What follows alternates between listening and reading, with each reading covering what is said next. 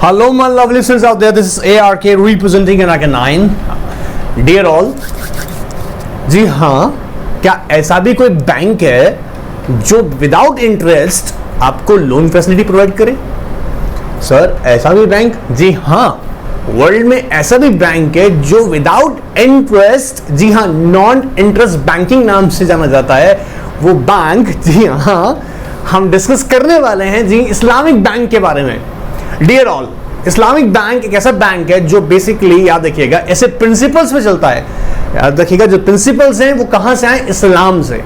और वो इस्लाम के जो प्रिंसिपल्स हैं उन्हें कहां से लिया जा रहा है, उनका जो, अगर मैं बोलूं, सोर्सेज ऑफ सच प्रिंसिपल्स, वो है कुरान। जी, कुरान में कहा गया है कि आप ना बेटा किसी और का मेहनत का पैसे का मजा नहीं लूटेंगे। ऐसा लैंग्वेज में नहीं लिखा है, मैं बता रहा हूं इन कॉमन लैंग्वेज, कि इस्लाम ये कहता है कि किसी और के हार्ड वर्क आपके लिए प्रॉफिट नहीं बनना चाहिए। मतलब इस्लामिक बैंकिंग प्रोहिबिट करता है इंटरेस्ट की payment and collection. Islam law में इस बात को स्पेसिफिकली कहा गया है कि money having no intrinsic value, वो पैसे की कोई रियल वैल्यू नहीं मानते हैं इस पर इस्लाम। और साथ साथ ये भी कहते हैं कि आप जो पैसा आपको दिया जाएगा, याद रखिएगा, उस पैसे का आप पर्टिकुलरली कुछ ऐसे प्रोजेक्ट्स जो कि प्रोहिबिटेड बाय इस्लामिक लॉ, आप वहां उनको इन्वेस्ट नहीं करेंगे।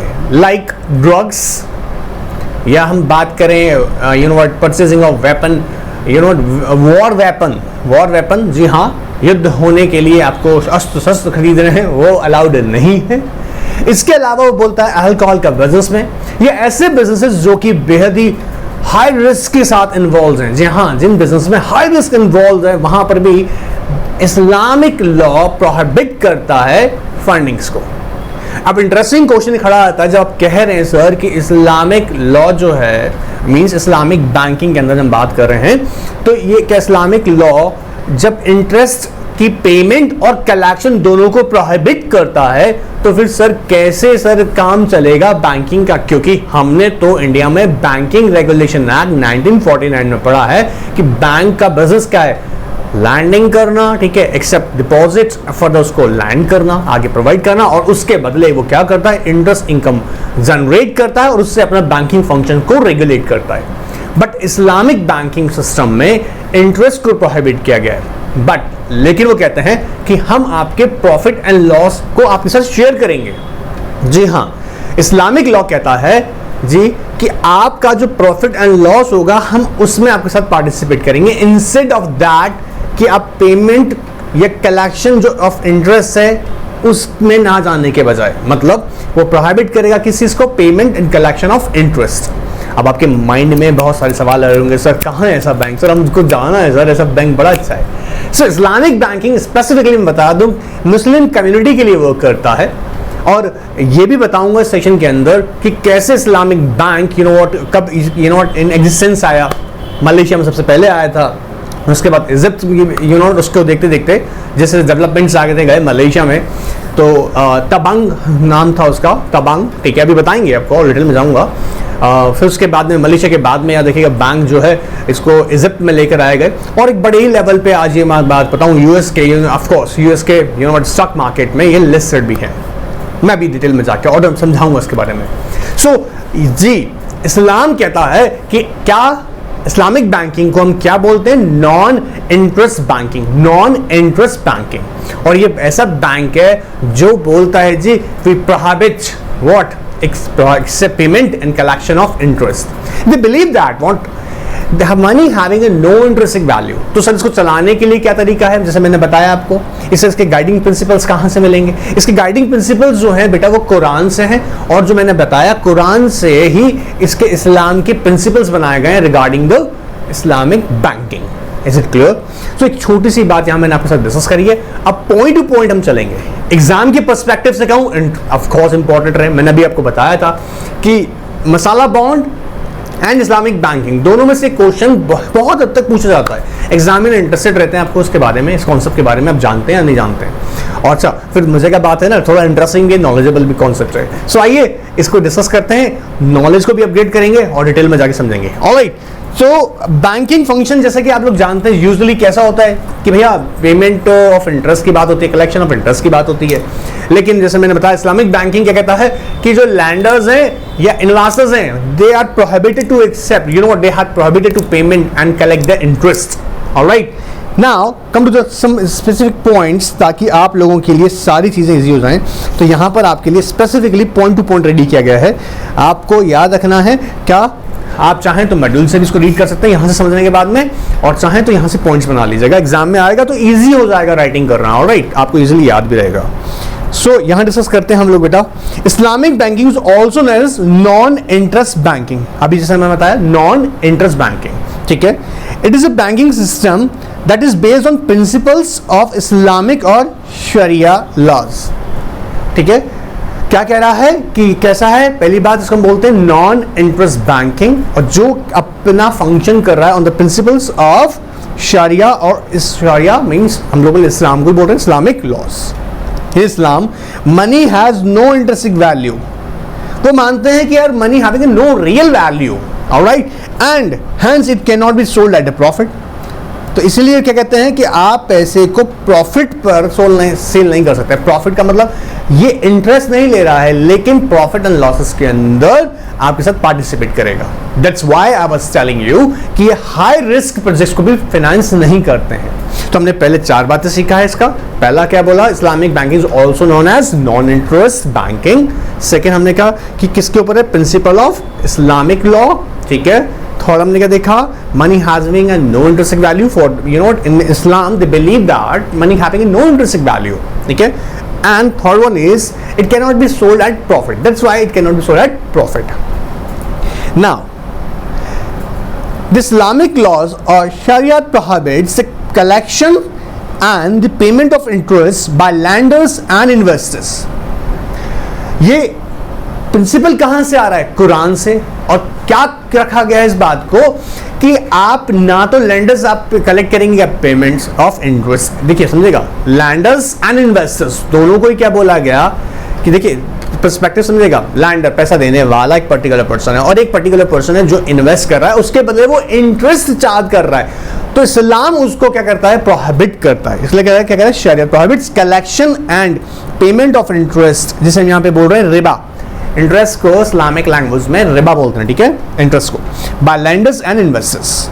It also prohibits any sort of investment in the businesses that are considered haram or against the principle of Islam. जैसे मैंने एग्जांपल लिया है अभी आपके सामने कि यू नो व्हाट, अल्कोहल का बिजनेस में, या you know what war weapons खरीदने के बिजनेस में, या high you know what gambling जैसे बिजनेस की अगर बात की जाए उनमें भी मना करता है, या हाई रिस्की बिजनेस हैं उनमें भी मना करता है। तो ये क्या कर रहा है, वहाँ पर उनको मना करता है कि आपने जो पैसा लिया है बिजनेस में आपको दिया जाएगा इस्लामिक से, ऑफकोर्स आपसे इंटरेस्ट कलेक्ट किया जाएगा, आपके साथ में प्रॉफिट एंड शेयर में यू नो पार्टिसिपेट किया जाएगा। But the important thing is that कि आप ना इस पैसे को ऐसे बिजनेस में नहीं लगाएंगे जिसको इस्लाम प्रोहिबिट करता है। It is largely believe that these principles have been derived from the Quran. अब जो इस्लामिक हम बात करते हैं लॉज की, इसके जो प्रिंसिपल्स हैं, जैसे मैंने बताया था कि mother of you know Islamic laws principles, तो मदर के यहाँ पे कौन है, कुरान, ठीक है। And the success, of course note करने वाली बात है, the first successful example of Islamic bank was seen in Malaysia. Malaysia में सबसे पहले, ठीक है, 1963 Tabung Haji, this was the first Islamic bank in 1963 जिसने अपने कदम जमाए थे, याद देखिएगा, with total 1281 depositors and which increase to 8,67,220। क्या सर, 1963 में तबंग हाजी करके फर्स्ट इस्लामिक बैंक इंट्रोड्यूस हुआ था, जब उसके पास में 1281 डिपॉजिटर्स थे, and later on it increase 8,67,220 deposits with deposits over 1 billion Malaysian dollars. Oh my God, deposits कितना था, 1 billion Malaysian dollars, 1 billion. Now it came into being due to the high demand of interest-free money for pilgrimage. अच्छा sir, ये क्या होता है,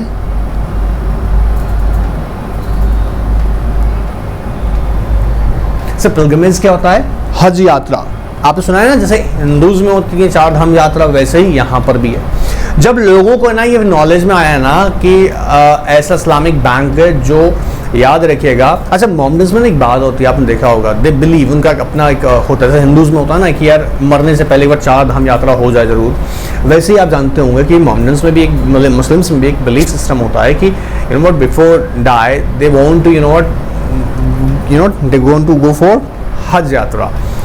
सो अब जब ये Islamic banking you know what की जो नॉन इंटरेस्ट बैंकिंग सिस्टम है, ये जब नॉलेज में आया लोगों के, हम बात कर रहे हैं मोहम्मदन्स का यहाँ पे, तो उनके लिए एक अच्छा ऑप्शन क्या था कि वो अपनी यात्रा को पूरा कर सकते हैं। और अच्छा, इस कुरान इस बात को बिल्कुल आजाद देता है, ठीक है। तो यहाँ इंटरेस्टिंग फैक्ट क्या हुआ कि जब ये नॉलेज में आया तो इसका एकदम इमीडिएटली क्या हुआ, बढ़ता चला गया। देखो, it came into being due to the high demand of interest free money for pilgrimage, Hajj यात्रा के लिए, तो ये बढ़ता चला गया, ठीक है। इसका और एक्सपांशन, उसके विंग्स और बढ़े। The success led to the formation of Nasir social bank in Cairo in years 1972, और अल्टीमेटली जब मैंने बताया कि 1963, देखिएगा यहाँ पर 1963 में फर्स्ट टाइम मलेशिया तबंग हाजी करके था, उसके बाद सक्सेस उसकी ऑफ कोर्स, जैसे मैंने बोला ना कि हज यात्रा के लिए लोगों ने इसे कंसिडर किया और इंटरेस्ट फ्री इनकम मिल रहा था, वो उनको पैसा मिल रहा था।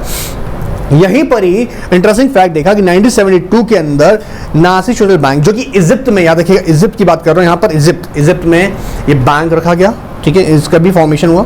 इन Islam the investors should not make an undue profit from the hard work of the others. ये इनका एक प्रिंसिपल है, ये इस फिलॉसफी पे चलते हैं कि दूसरे की मेहनत से किया हुआ है ना काम का आने वाला पैसा पर आप अपना हक नहीं जताएंगे। अब मैं फिर बोल रहा हूँ कि माइंड में आ रहा होगा सर हक नहीं जताएंगे, बताया था ना अभी आपको कि ये प्रॉफिट एंड लॉसेस में पार्टिसिपेट करेंगे सच में। But it is permitted to follow a system of reasonable profit and return from investment. The word is return from investment. जिसे हम याद रखिए, return from investment, return from, और वो भी रीजनेबल होना चाहिए, रीजनेबल, ऑलराइट। जो ऐसा नहीं कि बर्डन सम हो जाए, वो जो आदमी बेचारा जो मेहनत कर रहा है उसके लिए उसे पे ऑफ करना ही भारी पड़ जाए। Where the investors takes a risk, alright. Now, thus Islamic banks make available accounts which provide profit और loss instead of interest rates. अब ये बैंकिंग जो सिस्टम है ना, ये मेंटेन भी किस तरह से करता है, ये प्रॉफिट एंड लॉस स्टेटमेंट्स को प्रिपेयर करता है, ना कि interest, alright. Interest accounts maintain नहीं करता है, याद रखिएगा, ये सिर्फ प्रॉफिट एंड लॉस अकाउंट्स को मेंटेन करता है, alright. Now the bank use this money collected by them and invest in something that is शरीयत कंप्लाइंट, दैट इज नॉट हराम and does not involve high risk. ऐसे business में शरीयत complaint मतलब इस्लाम के प्रिंसिपल्स को कंपाइल करती है, याद रखिएगा, जो बैंकिंग सिस्टम के लिए बताया गया है, उन्हीं बिजनेस में पैसा इन्वेस्ट करेगी। तो डिपॉजिट से पैसा आएगा और इन्हीं डिपॉजिट से पैसा जो आएगा उसको फर्दर क्या करेगी, ये उन्हीं तरह बिजनेस में लगाएगी, जो ऐसे प्रोजेक्ट्स में लगाएगी जो शरीयत कंप्लाइंट्स करते हैं projects, alright. Now thus the business involving alcohol, drugs, war weapons as well as other high risk activities are prohibited. मतलब हाई रिस्क के, अब जैसे मैंने भी बता रहा था आपको, अल्कोहल बिजनेस हो गया, ठीक है, ड्रग्स बिजनेस हो गया, वॉर वेपन्स हो गए, ऐसे बिजनेस को क्या करती है, ये कंप्लीटली प्रोहिबिट करती है। ऐसे बिजनेस में हम लोग तुमको पैसा नहीं देंगे, जाओ कहीं और से आके ले लो, ठीक है। Now Islamic banking therefore acts as an agent by collecting the money on behalf of its customers, investing them in a shariat compliant projects and sharing the profit. देखो, शेयरिंग द प्रॉफिट्स और loss with them, या तो फायदा हुआ या नुकसान, तो उनके साथ में प्रॉफिट और लॉस को शेयर करती है। इंटरेस्ट नहीं करेगी और प्रॉफिट भी जो यहाँ पे लेगी शेयर करेगी, जिसमें उसमें भी याद रखिएगा रीजनेबल प्रॉफिट, ऑलराइट। अब देखिए एक बात को समझेगा, आपके माइंड में क्वेश्चन आ रहा हो, सर हमने सर इसका स्क्रीनशॉट नहीं लिया। सर स्क्रीनशॉट चाहें तो आप ले लीजिएगा ताकि आपके लिए ईजी रहे, आप यहाँ से भी इसको प्रिपेयर कर सकते हैं, ठीक है। नेक्स्ट ले लीजिएगा, पॉज करके ले लीजिएगा, ऑलराइट। यहाँ से भी इसका स्क्रीनशॉट आपके लिए यूजफुल रहेगा एंड बीच में पॉज कर लीजिएगा, ऑलराइट। आई होप, चलिए अब सुनिएगा इंपॉर्टेंट बात, इंटरेस्टिंग कॉन्सेप्ट है, ठीक है। अभी बहुत सारी बातें इसके बारे में, याद रखिएगा, मैंने यहाँ अभी डिटेल में और नहीं गया हूँ, ठीक है। जैसे मैं आपको बताऊं, आपने सुना भी होगा इंडिया में you know what Sensex Nifty 50। इसी तरीके से यूएस में भी याद रखिएगा इस्लामिक बैंकिंग का खुद का एक स्टॉक लिस्टेड है, जहां पर इसके जहां पर याद रखिएगा इसके ट्रेडिंग को भी यहाँ पे कंसिडर किया जाता है, मतलब वहाँ पे ट्रेडिंग्स होती हैं। ये लेटर ऑन लेकर आए थे कॉन्सेप्ट, ठीक है। बट अब मैं यहाँ जो आपको बताने की कोशिश कर रहा हूँ, मैं कह रहा हूँ कि एग्जाम की पर्सपेक्टिव से क्वेश्चन कहीं ना कहीं इंपॉर्टेंट है। 4 मार्क्स अपना छोड़ के मत जाना, पॉइंट टू पॉइंट लिख के आओगे, एग्जाम में इंप्रेस हो जाएगा। ऑलराइट, तो 2 टॉपिक हमने कवर किए हुए हैं। पहला मैंने बताया कि मसाला वाला बॉन्ड छोड़ना मत, उसको चटपटा है एग्जाम के लिए। एंड सेकेंड वन में मैंने डिस्कस किया इस्लामिक बैंकिंग। इन्हें जरूर याद किया जाएगा, इंपॉर्टेंट है। One more time telling you important है, इसलिए इसको मिस मत करना। ऑलराइट, चलिए एंजॉय कीजिएगा, नेक्स्ट सीरीज जल्दी आ रहा है।